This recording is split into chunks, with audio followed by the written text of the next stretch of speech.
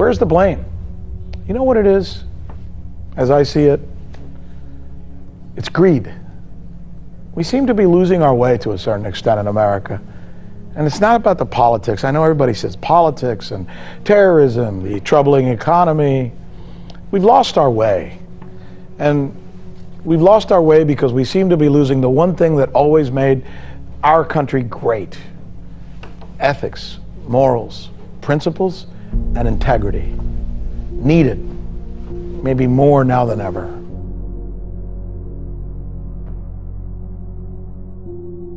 But unfortunately, evil is real, Ed. It walks the earth, and this man was evil. Doctor, you're right. I mean, evil is very real, yet a lot of folks after the shooting are quick to point fingers at President Trump and say, you know, it's an environment of hate that has led to this. The only thing that is evil in this instance is the man who perpetrated this massacre and the anti-Semitism that he was propagating. I'll tell you what's evil. It's people who exploit tragedy for their own purposes, and also the man who perpetrated this crime. Doctor, anything else call someone is just evil, posturing. This is important as well in the United States, especially when it comes to or in light of some of the stories that we were just covering, for example. So here's the question that we pose about the way things were as opposed to the way things are now. Why aren't many of the stories that you need to know about being covered? Or when they are, why is it that they're often not covered in full?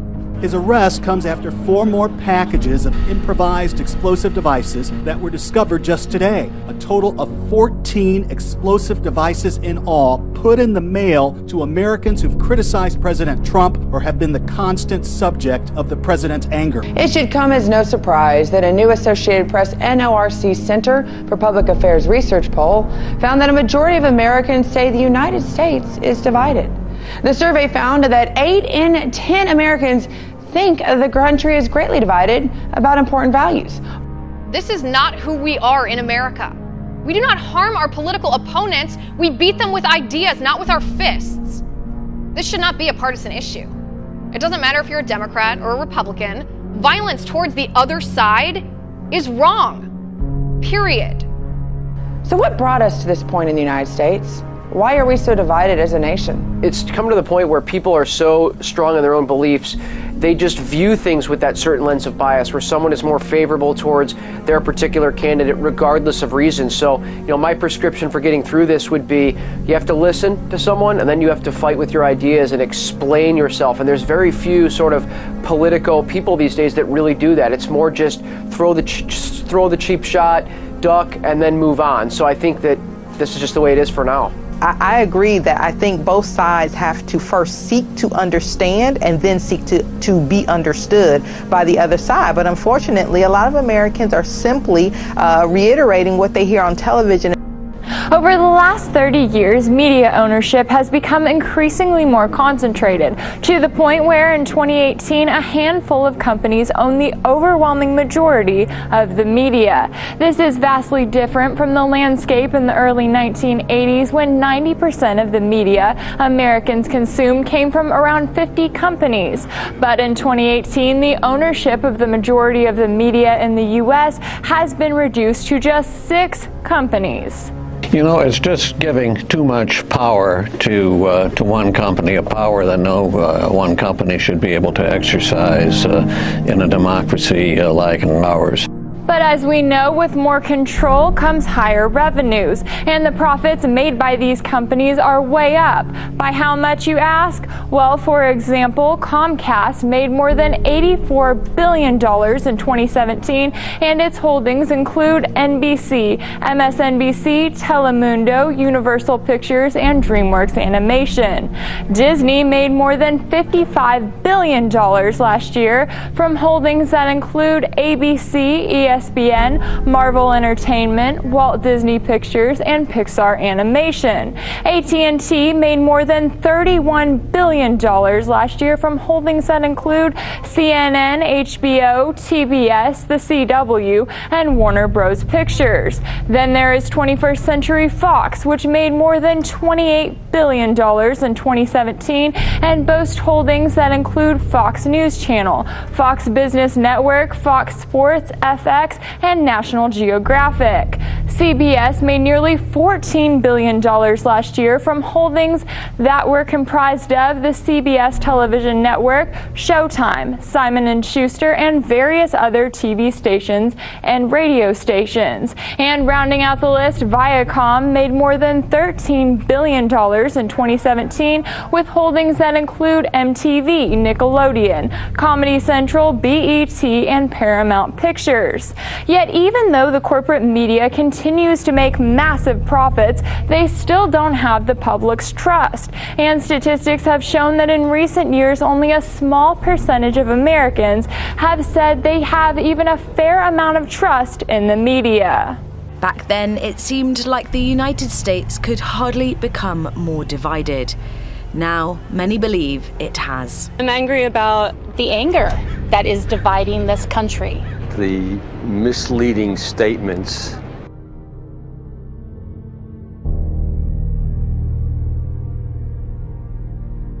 The technology is run by people, and people are tribal, and people are greedy, and that's what's going to drive even their business model. I mean, as they start to compete with these 5 giants that we're talking about, so now there might be 10 giants, and we're just little ants crawling around on the ground. Is it impossible? You know, Rachel, your report was fantastic, and I was watching the numbers as you were adding them all up for us, and they're just astronomical. Oh, yeah. And listen, I respect the free market. You know, I think it works. I think, you know, a combination of a free market with some government regulation as control is the right secret sauce. But when you're making $20 billion, can you even have any sense of fairness or of coverage? Supposedly, because basically, Rick, I mean, you have the First Amendment protecting you. Your converse obligation is to the public to be fair. You don't have to be balanced. You can have a point of view. But theirs is to the shareholders, isn't it? Well, yeah, theirs is to the shareholders, and then so theirs are to the institutional shareholders, and they aren't people like you and me, you know, and our intrepid reporter here. They're not grandmothers, Rick. They're other giant corporations. Can Rachel walk into that boardroom of Time Warner or no. You know, or AT&T? And say, wait a minute, that story's important? No, they can't. No, and so news gets commodified as just another product. But in the end, it's all money. Former Atlanta Fire Chief Kelvin Cochran scores big in his lawsuit against the city. The former Atlanta Fire Chief, who was fired by Mayor Kasim Reed years ago, will receive $1.2 million. This is quite something to me that there's not more of an uproar about this, that this guy, outside of his capacity in government, outside of his role as fire chief, published a book because he wrote about his Christian beliefs. They told him he wasn't qualified to work for the government anymore to protect his community. That's insane. It wasn't him criticizing anyone. It was just like, well, yeah, the scripture says they oppose this type of behavior. That should have been innocuous. If you had a public employee writing about the Jewish faith, the Muslim faith, or even some atheistic morality that popped up last Thursday, the government needs to stay out of it. He was not doing this on work time. He was sharing his personal views, and he's sharing a view as well that's shared most likely by the great number of people living in Atlanta. I think it's also telling, too, that the press didn't want to touch this when it was going on because he's an African American. He's a wildly successful African-American leader in his community, and they punished him for his faith. I'm sure a lot of people in Atlanta are very happy to see this turn of events, that the city of Atlanta is paying for their crime. This is what scares me about the left, though. We talk about the war on Christianity often on this show. Liberals, as you know, claim that there is no such thing as the war on Christianity. That's something that we on the right have invented. This is evidence. We did not invent this. The left actually wants to say if you openly practice and openly speak about your religion outside of the confines of your home or out of the perimeter of the church parking lot, then you are not qualified to be part of our government. That only if you are actively anti-religion can you take part in our government. That's the part that terrifies me. Good morning, Michael. The details from police are chilling. These girls in just 6th and 7th grade. The girls told investigators it was all part of a ritual meant to honor Satan.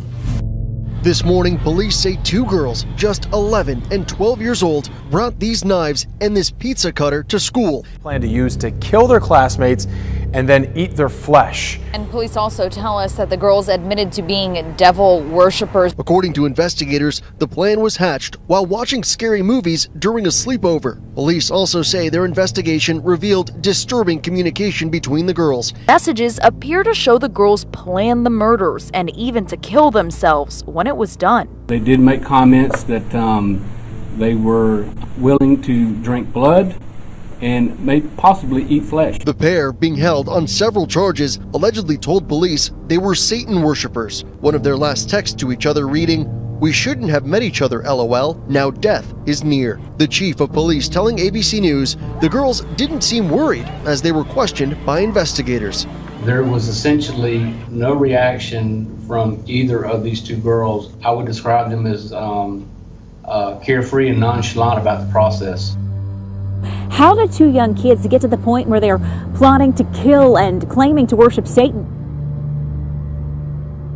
Graveyard soil, coffin nails and some revenge oil. That's what a coven of witches in New York used to place a hex on U.S. Supreme Court Justice Brett Kavanaugh this past weekend. He was recently appointed to the lifetime position after facing sexual misconduct allegations. Well, the event was met with protesters condemning the sorcery, while a Catholic priest and exorcist attempted to counter the dark magic by saying a mass.